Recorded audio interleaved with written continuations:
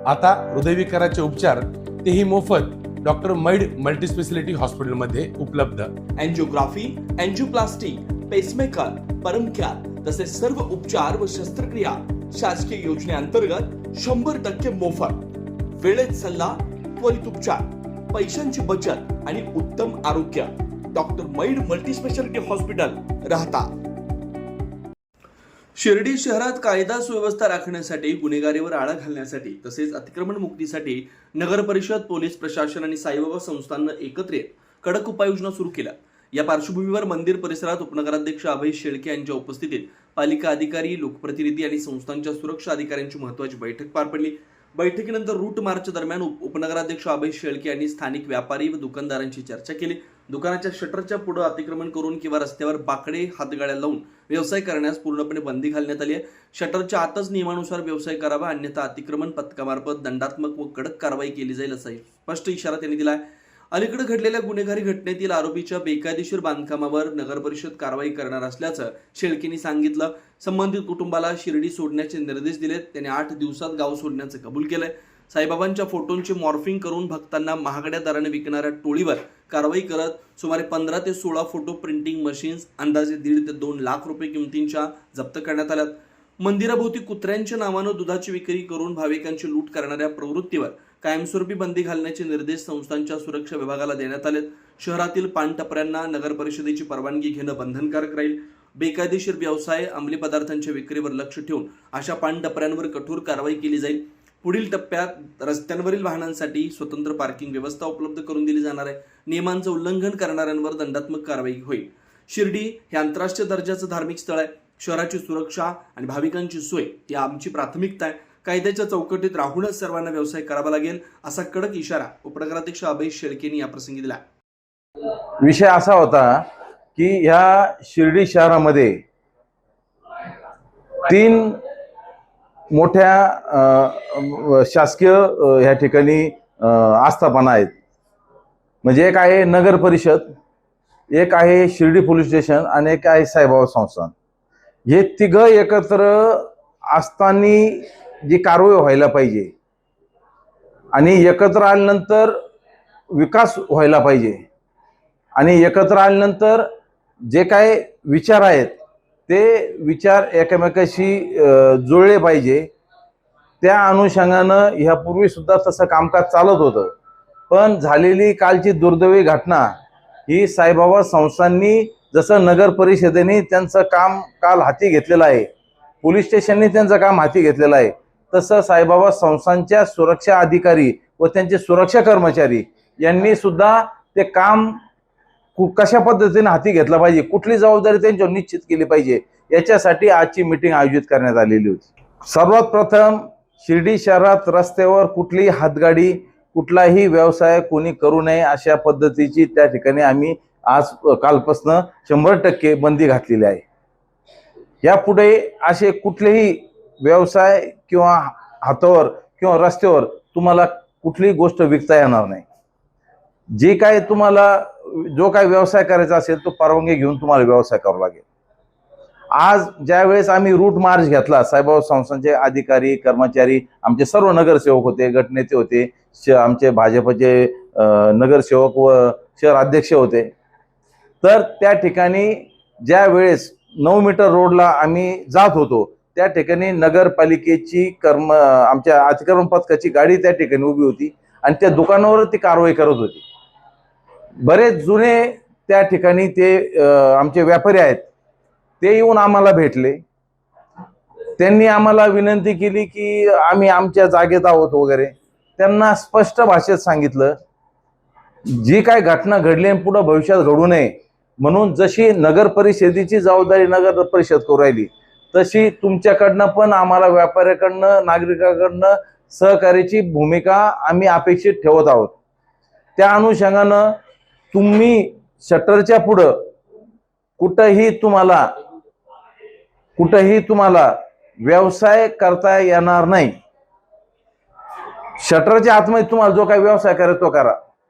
तुम्हाला मी 100% खात्री देतो असं त्यांना सांगितलं की एकदा शिर्डीत रस्त्यावर कोणी फिरताना दिसलं नाही, समजा वस्तू विकणारे, हातगाडी लावणारे, तर एक तुम्हाला सुद्धा त्या व्यवसायात तुम्हाला चांगले त्या ठिकाणी व्यवसाय मिळणार आहे. त्यांना ते मान्य झालं आणि त्यांनी कबूल केलं की भविष्यात यापुढे आम्ही शटरच्या पुढे कुठेही आम्ही आमच्या त्या ठिकाणी व्यवसाय करणार नाही. असं आहे की बऱ्याच जणांनी बघायची भूमिका घेतलेली आहे. मी तुम्हाला सांगितलंय, नागरिक आहेत, दुकानदार आहेत, पोलीस आहे, संस्थांचे सिक्युरिटी आहे, आमचे MSF आहे, सगळ्यांनी बघायची भूमिका घेतलेली आहे. मी त्या ठिकाणी निषेध केला त्यांचा आणि त्यांना स्पष्ट भाषेत सांगितलं यापुढे अशी कुठलीही घटना घडता कामा नये की तुम्ही एका ठिकाणी बसून राहिला तर समोर घटना घडते. तुमच्यावर त्या संदर्भात शिस्तभंगाची किंवा कठोर कारवाई करण्यात येईल अशा शब्दात मी त्यांना त्या ठिकाणी सुनावलेलं आहे. आज सकाळी त्या आरोपींच्या कुटुंबातील लोकांना मी माझ्या कॅबिनमध्ये बोलवलं होतं. आमचे गट नेते सगळे नगरसेवक या ठिकाणी हजर होते बऱ्यापैकी. त्या जी काय फिजा पटेल आहे तिची आई, तिचे वडील या ठिकाणी आले होते. ते शिर्डी शहरात राहणारे, म्हणजे त्यांचा रहिवास शिर्डी शहरातला नाहीये, ते सिल्लोड ह्या शहरातनं ह्या ठिकाणी आलेले आहेत. त्यांना मी स्पष्ट भाषेत सांगितलं तुमचे मुलं तुमच्या ताब्यात नाही. जो काय प्रकार घडलेला आहे हा प्रकार सगळ्या शहरांनी त्याचा निषेध केलेला आहे. तुम्ही तुमच्या गावाला इथून निघून जावं. तुम्ही ज्या पद्धतीनं घर बांधलेलं आहे ते बेकायदेशीररित्या या ठिकाणी तुमचे घर बांधलेलं आहे, त्याच्यावर आम्ही नगरपालिका कारवाई करणार आहोत आणि तुमचं ह्या शहरात राहण्याचं बिलकुल कुठल्याही शहरवासी जी इच्छा नाही. तर त्यांनी मला मान्य केलं की आम्हाला 8 दिवसाची तुम्ही वेळ द्यावी, आम्ही 8 दिवसात आम्ही आमच्या गावाला निघून जाऊ. नाही, काय झालं, मीटिंग घेतली, ती मीटिंग घेण्याचं जे प्रयोजन होतं ते अति तातडीचं होतं आणि त्या अगोदरच मुख्य कार्यकारी अधिकारी असतील, त्यांचे अधिकारी असतील, चेअरमन आलेले होते. त्याच्यानंतर त्यांच्या काहीतरी मला वाटतं डॉक्टर लोकांच्या मुलाखती होत्या, असे बरेच त्यांचे विषय होते. पण जे सिक्युरिटी ऑफिसर आहे माळीसाहेब, त्यांनी त्यांची परवानगी घेतली होती. त्यांच्या कानावर हा सगळा विषय घातला होता आणि त्यांनी परवानगी दिल्यानंतरच त्या ठिकाणी आम्ही सर्व एकत्रित त्या ठिकाणी मीटिंग घेतलेली आहे. कॉम्बिंग ऑपरेशन होणार आहे शिर्डीत. काल उच्चस्तरीय अधिकाऱ्यांबरोबर संध्याकाळी मीटिंग झालेली आहे. त्या संदर्भात अशी पण चर्चा झालेली आहे की एकदा हे रस्त्यावर जे बसणारे आहेत, रस्त्यावर जे ज्यांनी काही समजा काही म्हणजे बाकडे लावले असतील किंवा स्टॉल लावले असतील, हे सगळे एकदा 8 दिवसात सगळं व्यवस्थित क्लिअर करायचं. परत कोणी रस्त्यावर व्यवसाय करणार नाही याची खबरदारी घ्यायची आणि टप्प्याटप्प्यानं पुढच्या आठवड्यात आम्ही जे काही रस्त्यावर वाहनं लागतात त्यांना पार्किंगमध्ये जाण्याचं आम्ही त्यांचं नियोजन केलेलं आहे. त्यांना पार्किंगची जागा उपलब्ध करून आम्ही दिलेली आहे. तर त्या ठिकाणी तो दुसऱ्या टप्प्यात विषय येईल. तिसऱ्या टप्प्यातला जो विषय आहे की साधारण व्यवसाय करून देताना व्यवसाय किती वाजता केला पाहिजे, काय केला पाहिजे, जे काही नियम असतील शासकीय नियम, त्या शासकीय नियमाला धरून त्या ठिकाणी त्या पद्धतीचा निर्देश त्या ठिकाणी देण्यात येते. आज रूट मार्च करत असताना कुठंही आम्हाला हात विक्रेता किंवा रस्त्यावर किंवा कुठं रस्त्यावर बसून कोणी विक्री करताना आढळून आलेलं नाही. पण त्या ठिकाणी ज्या वेळेस आम्ही रूट मार्च घेतला त्याचा जो काय उद्देश होता की साईबाबा संस्थांनी कुठल्या जागेत त्या ठिकाणी त्यांनी काम करायचं आहे आणि जे काही फोटो विकणारे लोक होते, साईबाबांच्या मंदिराच्या उभा असलेला फोटो वगैरे असे वेगवेगळ्या पद्धतीनं ते फोटो मॉर्फ करून ते त्या ठिकाणी साईभक्तांना जादा किमतीत विकत होते. मोठी टोळी होती ती. कालच आम्ही शिवसाहेब असतील, आमचे सगळे नगरसेवक असतील, आम्ही आमच्या MSF ला आमच्या अतिक्रमण पथकाला निर्देश दिले आणि काल जवळजवळ 1.5 ते 2 लाखाचा एक मशीनची जी किंमत आहे असे 16 मशीन आम्ही त्या ठिकाणी जप्त केलेल्या आहेत आणि ही कारवाई आम्ही अगदी सक्त केलेली आहे. याच्यानंतर जर कोणी आढळलं तर ते दुकानं सुद्धा आम्ही सील करणार, यात कुठली शंका नाही. गुन्हा केला एकाने भोगावला गावाला अशा प्रकारची काही चर्चा सुरू आहे. नेमकं काल नगर मनमाड रोडला अतिक्रमण काढण्याचं सांगण्यात आलं, आजही अतिक्रमणच्या कारवाया जोरात सुरू आहेत. नेमकं काय यामागचं गुन्हेगार बाजूला राहिला आणि सर्वसामान्यांना असं आहे. मला एक प्रश्नाचं उत्तर द्या तुम्ही, व्यवसाय कायद्याने केला पाहिजे का बेकायदेशीर? जर कायदेशीर केला पाहिजे तर तुम्ही आमच्याकडनं परवानगी घेणं बंधनकारक आहे. नगरपालिकेच्या जागेवर कुठला कायदा म्हणतो की व्यवसाय करून दिला पाहिजे? नगरपालिका कायद्याने काम करणारी पालिका आहे, न्यायव्यवस्था आहे. त्याच्यामुळं कोण काय बोलतं याच्याशी आम्हाला काही देणं घेणं नाही. आम्ही कायद्याच्या चाकुरीत चालणारे लोक आहोत. या शहराला सुरक्षिततेची गरज आहे.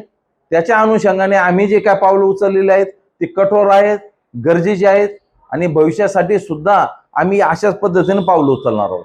त्याच्यावर कारवाई करायचं आपण आता त्या संदर्भात सुद्धा साईबाबा संस्थांच्या सुरक्षा अधिकाऱ्यांना निर्देश देण्यात आलेला आहे की ज्या पद्धतीनं त्या ठिकाणी जे काही भेसळयुक्त दूध त्या कुत्र्यांना देण्यात येतं बाबांच्या नावाखाली आणि साई भक्तांकडनं आम्हा पैसे लाटले जातात, ते सुद्धा कायमस्वरूपी बंद करण्याच्या संदर्भात आम्ही कुत्ते का दूध और कुत्ता गोली जो मिल रही थी लोगों को, कब कुत्ता गोली, ये दोनों चीजें बंद होगी.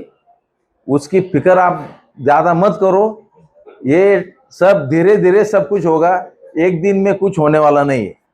लेकिन मैं आपको आश्वासित करता हूं कि ये जल्दी ही आपके सहकार्य से, आपका सहकार्य उसमें ज्यादा है. आप हमें सहकार्य नहीं करते. आपको पता है गोली किधर मिलती है, लेकिन कभी आप दिखाते नहीं. ये जो बात है ये ज्यादा परेशान करने वाली आहे. पान टपरीवर सुद्धा आपण सक्त कारवाई करणार आहोत. त्यांना परवानगी घेणं बंधनकारक आहे आणि त्यांनी त्यांचं नियमाचं पालन करणं गरजेचं आहे. कुठलं सामान ठेवता म्हणजे कसं ठेवता याच्यावर आमचं लक्ष असणार आहे. म्हणूनच तुम्हाला सांगतो, त्यांनी आमची परवानगी घेणं बंधनकारक आहे. एकदा परवानगीच्या आमच्या कचाट्यात ते आले का आम्ही बरोबर त्यांना दोरीत कसा व्यवसाय करायचा आमच्या भाषेत आम्ही सांगू त्यांना. श्रीराम पार्क राहता शहरात प्रथमच स्वतंत्र पाण्याची व्यवस्था देणारं एकमेव 15 एकर भव्य NA प्रकल्प. NA प्लॉट्स खरेदी सुरू. मोजकेच प्लॉट शिल्लक. तसेच कर्ज सुविधाही उपलब्ध.